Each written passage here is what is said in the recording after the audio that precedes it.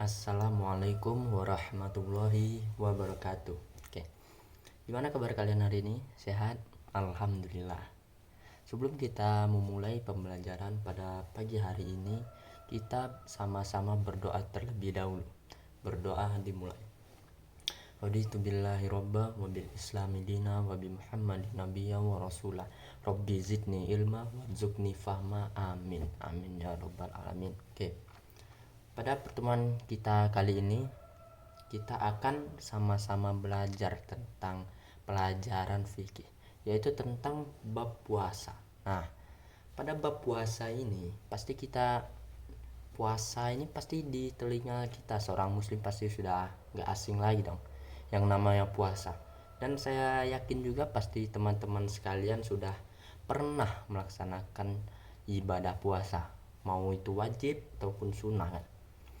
Jadi pada pertemuan kita kali ini, dalam bab puasa ini kita akan membahas tentang beberapa hal. Antaranya ada macam-macam puasa, ada syarat wajibnya puasa, ada syarat sahnya puasa, ada juga yang namanya apa-apa yang disunahkan atau dilarang ataupun malah dimakruhkan di dalam puasa, dalam saat kita ibadah puasa itu. Oke, sebelum kita ketahui lebih lanjut, kita harus tahu dulu apa yang namanya puasa, pengertian puasa. Nah, puasa berasal dari kata asyam. Nah, asyam ini ada yang tahu nggak? Tunjuk tangan coba, ada yang tahu arti asyam? Ya, tidak ada yang tahu? Oke, jadi saya jelaskan ya. Puasa berasal dari kata bahasa Arab yang adalah asyam, yang artinya menahan diri.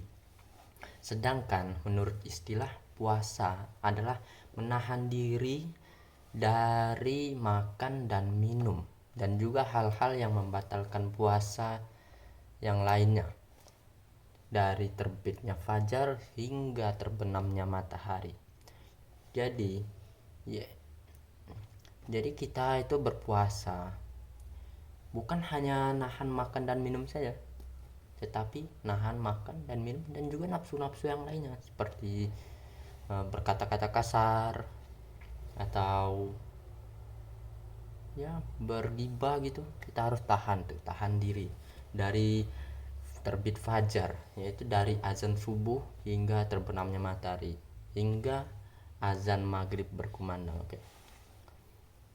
Nah, puasa ini ada yang ditanyakan ya. Dari pengertian puasa ini, ada yang mau ditanyakan? Tidak, oke. Kalau tidak, kita lanjut ke bab selanjutnya. Kok bab sih? Kita pembahasan selanjutnya, yaitu macam-macam puasa. Macam-macam puasa ini terdiri atas dua, yaitu puasa wajib dan puasa sunnah. Nah, puasa wajib ada yang tahu apa aja? Nah, yang pertama apa? Yang pertama puasa Ramadan, yaitu puasa yang dilakukan ketika kita berada di bulan Ramadan. Oke. Yang kedua ada puasa nazar. Itu biasanya puasa yang dilakukan ketika seseorang sudah berjanji ia akan melaksanakan puasa ketika apa yang diinginkannya itu sudah tercapai gitu.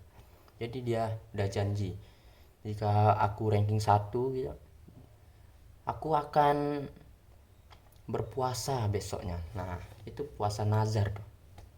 Lalu yang ketiga puasa kafarat. Puasa kafarat ini bisa dikatakan sebagai puasa denda gitu ya. Jadi semisal kita di bulan Ramadan ada bolong satu puasa gitu, jadi kita ganti di hari berikutnya, itu puasa kafarat namanya, agar dosa kita meninggalkan puasa itu terhapus gitu. Nah, selanjutnya ada puasa sunnah. Ada yang tahu puasa sunnah? Sebutkan. Oke, puasa sunnah ada banyak sekali puasa sunnah. Di antaranya ada puasa Senin Kamis, yaitu puasa yang dilaksanakan saat Senin dan Kamis. Yang kedua ada puasa Daud, yaitu puasa yang dilakukan secara sehari puasa, sehari tidak. Paham?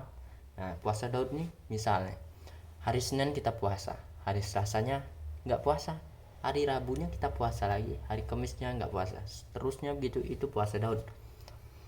Lalu yang ketiga ada puasa Syawal. Itu biasanya dilakukan ketika kita selesai ibadah. Kok ibadah? Selesai puasa Ramadan, puasa Syawal. Selesai ya. Selesai bulan Ramadan, puasa Syawal. Yang ganjarannya apa? Ganjarannya adalah seperti kita berpuasa dalam 1 tahun. Oke. Lanjut. Ada yang namanya syarat wajib puasa. Oke. Syarat wajib puasa. Ada 4 syarat wajib puasa. Yang pertama, ada Islam. Itu ya kita seorang muslim. Jadi wajib kita nih berpuasa, karena bersyarat wajibnya puasa ada orang Islam. Yang kedua, berakal. Yang ketiga, mampu. Jadi jika kita tidak sakit, kita mampu itu puasa, ya kita wajib berpuasa. Kecuali kalau kita sakit atau apa itu, baru kita nggak wajib puasa. Yang keempat ada bermukim. Nah, ketika bermukim ini yaitu adalah ketika kita tidak sedang berpergian gitu, kita sedang di rumah gitu, kita wajib puasa. Lalu selanjutnya, syarat sahnya puasa. Ada 4 syarat sahnya puasa. Yang pertama ada Islam. Kita nih seorang Islam. Yang kedua, berakal. Jadi orang gila itu tidak sah puasanya. Nggak wajib juga dia berpuasa soalnya. Jadi harus berakal. Yang ketiga, suci dari haid. Jadi perempuan-perempuan yang haid itu ya kalau dia puasa ya tidak sah. Jadi harus diganti gitu di hari hari yang lainnya. Jika dia puasa Ramadan gitu, dia sedang haid, jadi ganti di hari selainnya. Yang keempat ada masuknya waktu puasa. Karena apa? Karena ada waktu-waktu itu yang dilarang ketika kita ingin berpuasa. Antaranya ada ketika hari raya Idul Fitri, yang pertama itu. Yang kedua, hari raya Idul Adha. Yang ketiga, hari Tasyrik 11, 12, 13 Zulhijjah. Itu kita dilarang berpuasa pada hari itu. Selainnya ya boleh. Oke. Lanjut, hal-hal yang disunahkan ketika kita berpuasa. Yang pertama, sahur. Ya, walaupun kita sahur itu cuma minum doang, minum saja, itu sudah dapat pahala karena sunnah. Kita sahur itu sudah sunnah. Nah, jadi utamainlah sahur itu. Yang kedua ada mengakhirkan sahur. Nah, jadi semisalnya sholat subuh itu jam 4:30, 4:30. Jadi kita itu sahurnya itu 4:20 aja, 4:20 atau 4:10 kita sahur. Selesai 10 menit, jadi 4:20 selesai persiapan sholat subuh, 4:30 sholat subuh gitu. Jadi jangan sahurnya itu jam 2, jam 3. Ya nggak dilarang sebenarnya, tapi nggak dapat pahala karena sunnahnya itu. Paham dong. Oke. Yang ketiga banyak ada menyegerakan buka. Jadi ketika kita berpuasa sudah azan maghrib, kita berbuka dulu, walaupun cuma minum atau makan kurma.